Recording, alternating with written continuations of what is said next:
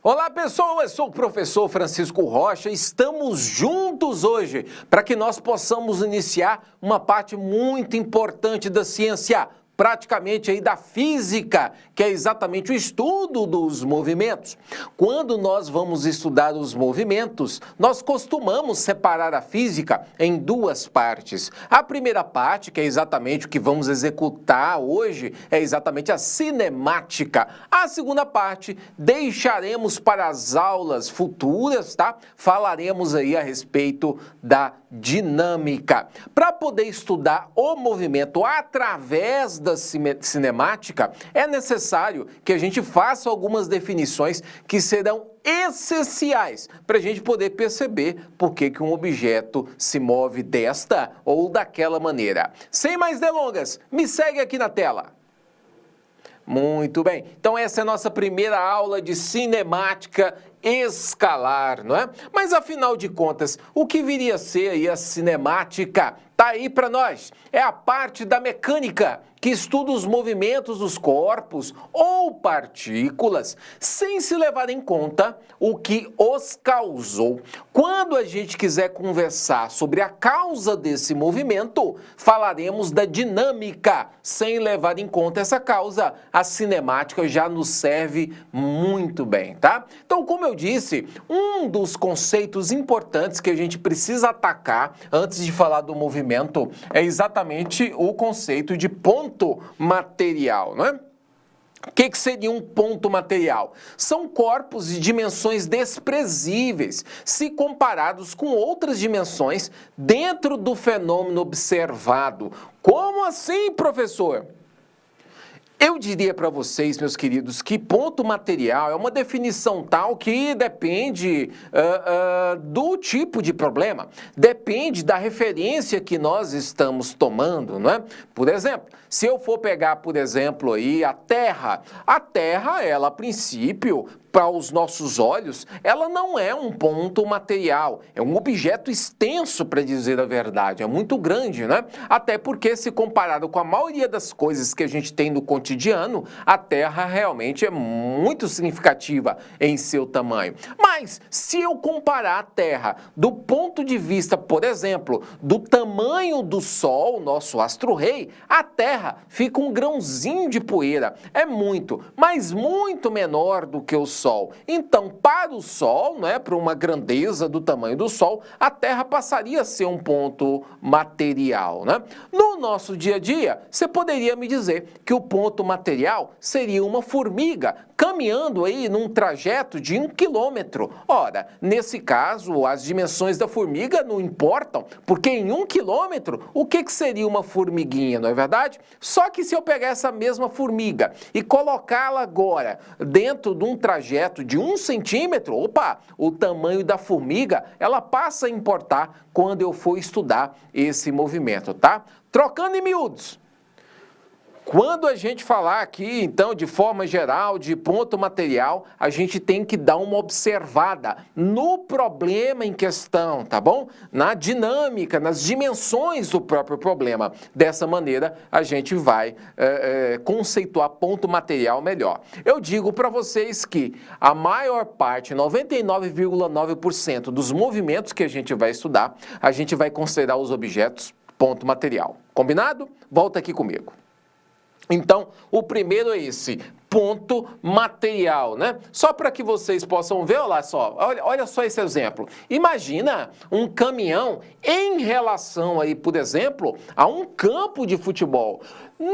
Como o tamanho do campo de futebol ele é muito maior do que as dimensões do próprio caminhãozinho, esse que está aqui colocado para vocês, você vai perceber que ele pode ser considerado um ponto material. Em outras palavras, a dimensão dele não me importa tanto, tá bom?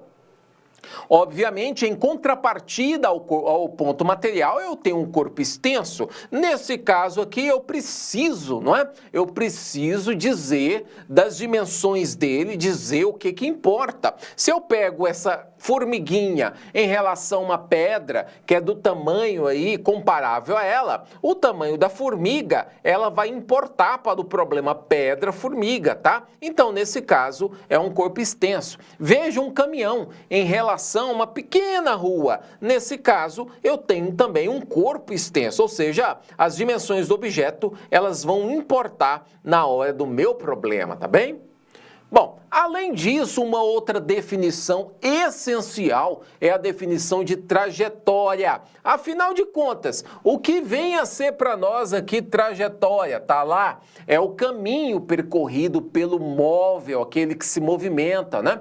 Então, quando a gente define uma trajetória, a gente precisa definir um ponto de partida para a gente poder observar. Ou seja, a gente tem que falar de um marco zero, tá? Toda a trajetória, então, depende do referencial adotado. Isso é bacana. Quando eu vou falar, por exemplo, de trajetória, normalmente para nós aqui em física, gostamos de usar, por exemplo, aí o plano cartesiano.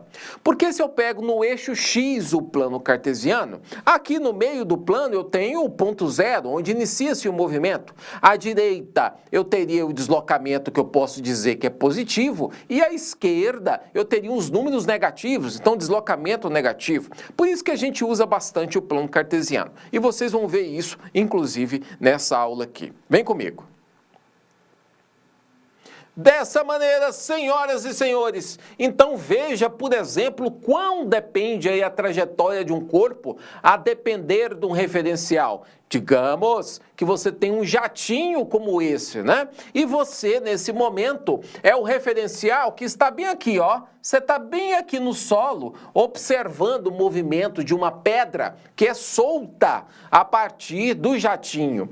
A trajetória que você que está na Terra vai perceber aí dessa bola que foi solta, é essa trajetória aqui parabólica, percebe? Ela não vai em linha reta. Entretanto, se você for uma pessoinha agora que está bem aqui em cima do jatinho, você está enxergando tudo acontecer, a trajetória que você vai ver da bola é como se ela caísse, veja, em linha reta. Para você que está aí acompanhando o movimento da bola, para você a trajetória dela seria basicamente em linha reta. Portanto, sempre que eu for falar da trajetória de um corpo que se move, eu preciso levar em consideração o referencial. Aqui eu acho uma coisa, aqui eu acho outra coisa diferente, né? Então é muito importante isso daí, tá bom?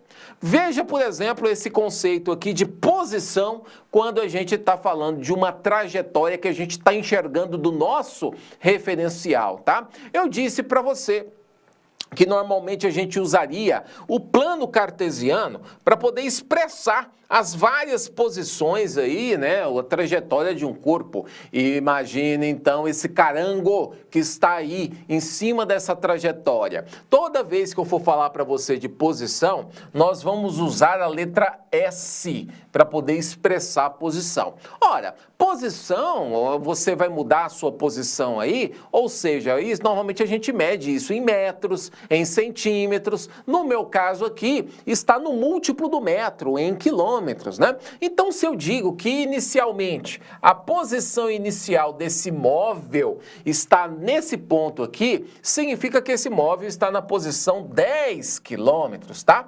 Passado um tempo, o móvel pode ter uma posição final, S. Essa posição final, quando ele se deslocou, não é? Ele foi para uma posição de 35 quilômetros, não é? Então, daqui até aqui, o deslocamento, não é mesmo, que ele sofreu foi um deslocamento de 25 quilômetros. Ou seja, para que ele pudesse chegar da posição onde ele estava em 10 quilômetros e estacionar na posição 35 quilômetros, 25 quilômetros tiveram que se passar para acontecer. Quando eu falar deslocamento, vocês vão ver, a gente vai usar esse símbolo aqui, esse triângulo aí e o S, tá? O triângulo significa mudança de posição, nesse caso. Ele mudou de uma posição inicial S0 para uma posição final S, tá? Nesse caso aqui.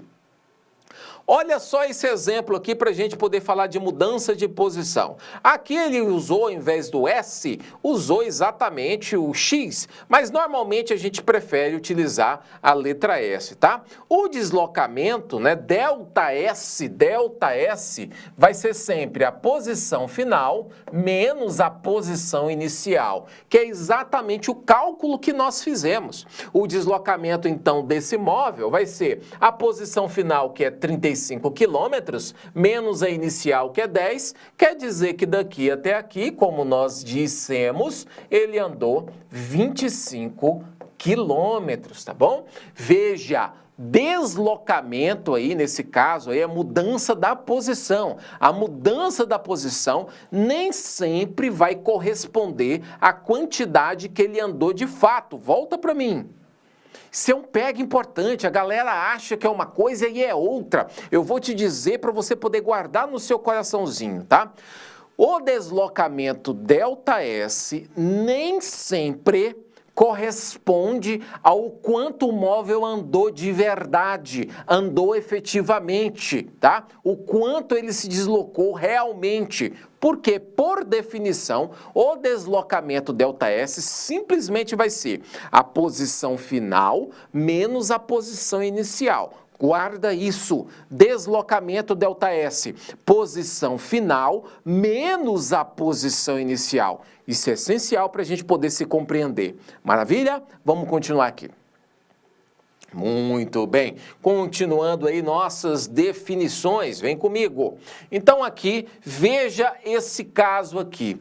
Eu posso, a partir disso, determinar a velocidade daquele móvel, daquele caminhãozinho, não é? Que estava numa posição e vai para outra posição, tá? A velocidade, ela sempre vai ser definida como sendo a velocidade escalar média, né? Como sendo o deslocamento sofrido pelo móvel, ou seja, o ΔS, né? Em um dado intervalo de tempo. Quando a gente falar intervalo de tempo, a gente simboliza por ΔT. Olha, ele está falando que é a razão. Gente, razão é divisão. Significa dizer que se eu quiser determinar a velocidade escalar média de um móvel, você vai utilizar, por exemplo, aqui exatamente essa expressão. A velocidade média, esse V aqui significa isso, ele vai ser o deslocamento ΔS dividido pelo tempo ΔT. Veja que eu posso abrir essa expressão matemática colocando assim, ó, colocando da seguinte maneira: a velocidade escalar média vai ser, então, a posição final menos a posição inicial, dividido pelo tempo final sobre o tempo inicial, tá? Então, S menos S0 dividido por T menos T0. Esse delta que tá aqui, esse triângulo aqui, que a gente chama de delta, tá? É exatamente essa variação, posição final menos posição inicial. Você vai perceber, por exemplo, no velocímetro da sua moto ou do carro do seu pai ou algo parecido, que o velocímetro está expresso numa unidade chamada quilômetro por hora, tá? Quilômetro por hora. Então, se o seu carro está a 80 km por hora, significa dizer que em uma hora você percorre a distância de 80 quilômetros. Isso é velocidade, tá? Como está quilômetro por hora, quilômetro dividido por hora, é o que vem exatamente dessa definição de velocidade escalar média. Quilômetro, a gente está usando aí, no caso, o deslocamento ΔS, hora, a gente está querendo significar o tempo, quilômetro por hora, tá? Existem outras unidades que a gente pode usar para além do quilômetro por hora, como, por exemplo, o metro por segundo, tá? Essa daí vai ser uma unidade, uma espécie de submúltiplo, não é? Do quilômetro por hora. Você tem o metro por segundo, o quilômetro por hora. Pode utilizar centímetro por segundo, mas é mais raro. Normalmente a gente vai ver essas duas, quilômetro por hora e metro por segundo. Combinado? Continuando aqui comigo. Nesse caso aqui, então, senhoras e senhores, olha só como é que fica no sistema internacional, como eu falei para você, você vai usar o metro por segundo, tá? Entretanto, é comum a gente usar isso quilômetro por hora. Toda vez que eu quiser transformar de quilômetro por hora para metro por segundo, você divide por 3,6. Um exercício bacana é você saber por que tem que dividir por 3,6. Se você quiser o contrário, transformar de metro por segundo para quilômetro por hora, você multiplica por 3,6, tá? Então, é isso. Olha só o movimento aí, olha só um exemplo que a gente pode determinar a velocidade média de alguém que está em movimento, como esse rapaz aí, ó. O Brasil voltou a ser representado no lugar mais alto do pódio na prova de 100 metros rasos femininos dos Jogos Pan-Americanos, né, na terça-feira. Isso daqui é notícia antiga, de 2011. Após 28 anos com a vitória de Rosângela Santos, que marcou um tempo, olha só, de 11,22 segundos, ou seja, Rosângela, naquela época, percorreu 100 metros em 11,22 segundos. Qual que foi a velocidade escalar média dessa atleta, Rosângela Santos, né? Veja que o que eu tenho aqui é o tempo, ΔT, e aqui eu tenho o deslocamento, ΔS, né, da Rosângela nesse caso. Bom, aqui para poder resolver, não é difícil, basta que a gente use a expressão que nós temos da velocidade média, né? Nesse caso aqui, você vai perceber que vai dar, se você dividir ali, né? Vai dar 8,91 metros por segundo, ou seja, a velocidade escalar média vai ser 100 metros dividido aqui, né? Pelo tempo que ela fez. É 11 ponto, deixa eu voltar aqui só para ver, 11,22, né? 11,22. Então tá aqui, 11,22. Se você divide 100 por 11,22, vai dar 8,91 metros por segundo. Multiplicando por 3,6, você tem aí a resposta exatamente em quilômetros por hora, tá? Então a velocidade dela foi de aproximadamente 32 quilômetros por hora. Tá aí.